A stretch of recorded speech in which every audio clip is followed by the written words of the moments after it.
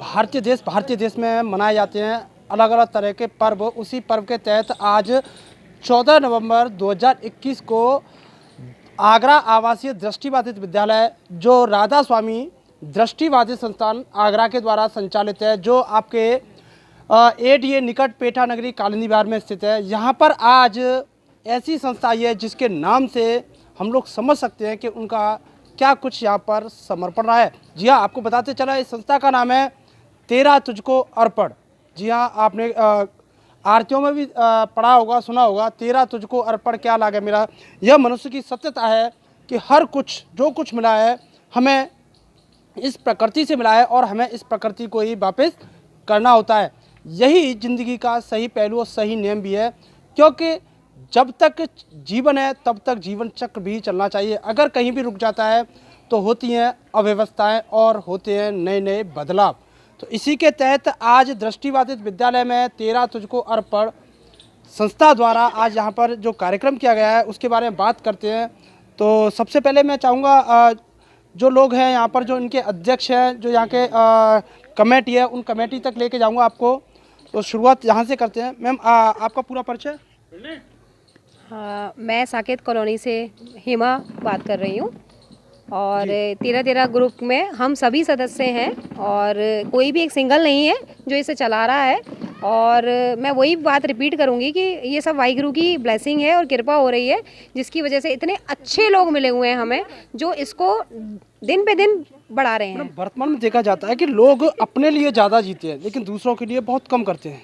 तो ऐसा कुछ किस तरह से दिमाग में आया कि कुछ इस तरह से किया जाए जो समाज के जो पिछड़े तबके के लोग हैं, जो कहीं ना कहीं प्राकृतिक रूप से भगवान की देन से आंखों से प्रॉब्लम है उन्हें, उनके लिए आपने ये करने का कैसे सोची?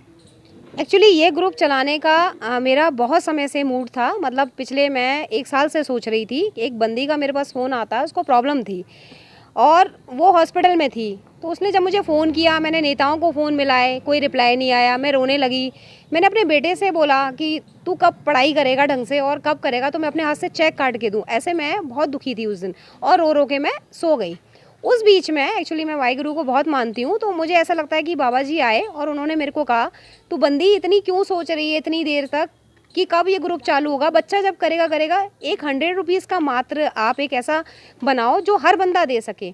तो उससे मैंने सोच के ये कहा कि एक बंदा 100 रुपये दे सकता है। तो मैंने एक 100 रुपीज़ से इसकी नींव रखी कि हम 4 से 5, जिसमें शीतल जी हैं, गीता भाभी हैं जो इस समय पर उपस्थित नहीं हैं, उनका भी बहुत बड़ा योगदान रहा है। सबसे पहले उन्होंने ही मेरे को जागृत किया जब उनके आगे मैंने बात रखी। तीसरी विन्नी भाभी हैं और चौथी अभी आई नहीं है, वो भी एक इसका पार्ट रही हैं और अभी किसी वजह से बिजी हैं। तो ऐसे करके हम 4 से 5 लोगों ने हमने इस ग्रुप को किया स्टार्ट और हमने ये तय किया कि 100 रुपये तो देंगे, साथ में हम 3 लोग जोड़ेंगे इसमें। मैंने ये एक टर्म कंडीशन रखी। तो 3 से 4 महीने के अंदर बाबा जी की इतनी कृपा हो रही है कि आज 40 से लोग जुड़ गए हैं। तो हर महीने हम वैसे 13 तारीख को करते हैं। ये जिस तरह से ये बता रहे हैं कि वाहिगुरु की ऐसी कृपा रही कि कहीं ना कहीं लोग इसमें एक अकेले चले थे लेकिन कारवां बनता गया। आपको बताते चला, यह कार्यक्रम दृष्टिबाधित विद्यालय आगरा में चल रहा है। 14 नवंबर यानी बाल दिवस, जो हमारे देश के पहले प्रधानमंत्री थे पंडित जवाहरलाल नेहरू, उनका जन्म 14 नवंबर 1889 को हुआ था। उसके बाद में 14 नवंबर 1956 से यह हमारे देश में बाल दिवस मनाया जा रहा है। उसी उपलक्ष्य में आज यहाँ बच्चों के लिए कार्यक्रम आयोजित किया गया है। तो बात करते हैं आपसे, आपका पूरा परिचय क्या है? जी, मैं भी यहीं मानस नगर चौराहे के पास रहती हूँ और मेरा नाम मधु है। आज जो बाल दिवस के उपलक्ष्य में यहाँ पर कार्यक्रम हुआ वो क्या हुआ है? ये हमने सोचा कि हमें कुछ करना है बच्चों के लिए, तो इसलिए हमने कुछ बच्चों के लिए बुक्स हैं, खाने पीने की चीज़ें हैं, केक है। मतलब हम अपने घरों में बच्चों के संग तो बहुत मनाते हैं, बर्थडे पार्टी भी करते हैं कुछ, लेकिन इन बच्चों के संग कोई नहीं करता है। तो इसलिए आके हमने इनके संग सेलिब्रेट करने की सोची। जी, जिस तरह से बता रहे हैं कि घर पर हम लोग बर्थडे सेलिब्रेट करते हैं और भी अन्य कार्यक्रम सेलिब्रेट करते हैं, लेकिन कहीं ना कहीं समाज से वंचित यह बच्चे जो दृष्टिबाधित है उनके लिए यह कार्य करके काफ़ी सुकून मिल रहा है। वहीं बात करते हैं कुछ अन्य लोगों से और जानते हैं उनकी राय है कि क्या कुछ इनका है उद्देश्य, क्या कुछ संस्था है इनकी और किस तरह से काम कर रही है और दृष्टिबाधित विद्यालय के बारे में किस तरह से पता चला। सबसे पहले मैं आपका पूरा परिचय चाहूँगा। मेरा नाम कुलभूषण है जी और शागंज ही रहता हूँ मैं। और मैं हमारी जो संस्था की जो संचालक आपको इस दृष्टिबाधित विद्यालय के बारे में कैसे पता चला? ये मैं अब से नहीं, कब तकरीबन 2-3 साल से मैं यहाँ आ रहा हूँ। मुझे वैसे किसी के थ्रू पता लगा कि यहाँ पे ऐसे ब्लाइंड बच्चे हैं। मतलब उनके हार्ट दिलों तक पहुँचने की कोशिश करी मैंने कि भाई उन पे कोई नहीं जाता, मैं भी जाके उनकी दिल के छू के देखूँ क्या है। अभी थे हमारे साथ तेजा तुझको अर्पण इस संस्था के मेंबर, और बात करते हैं अब यहाँ के सचिव स्वामी प्रताप बघेल जी से। सर, आपका स्वागत है TN News 24 में। क्या कुछ कहना चाहेंगे आज के कार्यक्रम को लेकर, और क्या कुछ संदेश रहेगा बाल दिवस के उपलक्ष्य में? क्योंकि आज संडे का दिन है, रविवार के दिन अक्सर विद्यालय बंद है, तो मुझे नहीं लगता कि बाल दिवस कहीं भी मनाया गया होगा, और लेकिन आपके विद्यालय में आज भी बाल दिवस मनाया जा रहा है। क्या कुछ कहना चाहेंगे आज बाल दिवस के उपलक्ष्य में? जी, पहले तो मैं धन्यवाद देना चाहूँगा TN News 24 का, जो कि आज हमारे बीच आए और रविवार के दिन भी आपने अपना समय दिया, तो इसके लिए मैं आपका पहले आभार प्रकट करना चाहूँगा।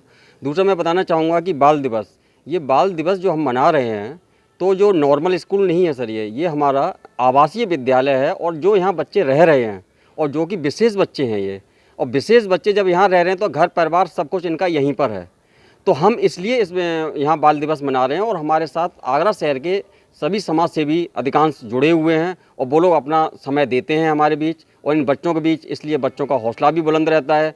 ये हम दिखावा नहीं करते हैं सर कि हमने कि बाल दिवस है तो हम जाके कहीं फीता काटने पहुंच गए, या नॉर्मल लोग आज संडे है नहीं करना है भाई कभी और करेंगे, लेकिन ये 24 घंटे खुला हुआ है विद्यालय, क्योंकि ये आवासीय है, तो इसलिए हम जो है यहाँ पे कार्यक्रम करते हैं और हमारा समाज का पूरा सपोर्ट रहता है। इसके लिए मैं अपने शहरवासियों को भी मैं बहुत बधाई देता हूँ। आज 13 तुझको अर्पण जो टीम है उसने यहाँ पर आज कार्यक्रम किया है, क्या कुछ कहना चाहेंगे 13 तुझको अर्पण टीम के लिए, एवं उन्होंने क्या क्या आज कार्यक्रम यहाँ किया है? जी, मैं पहले तो उनको मैं बधाई देना चाहूँगा, जो हमारे 13 तुझको अर्पण के जो सदस्यगण जो हमसे जुड़े हुए हैं, और उन्होंने जो आज सहयोग किया है बच्चों के लिए, जिसमें उनके लिए पुस्तकें, उनके लिए विशेष स्टेशनरी, उनके लिए वस्त्र, मिठाइयाँ, फल आदि उनके लिए लेकर आए वो।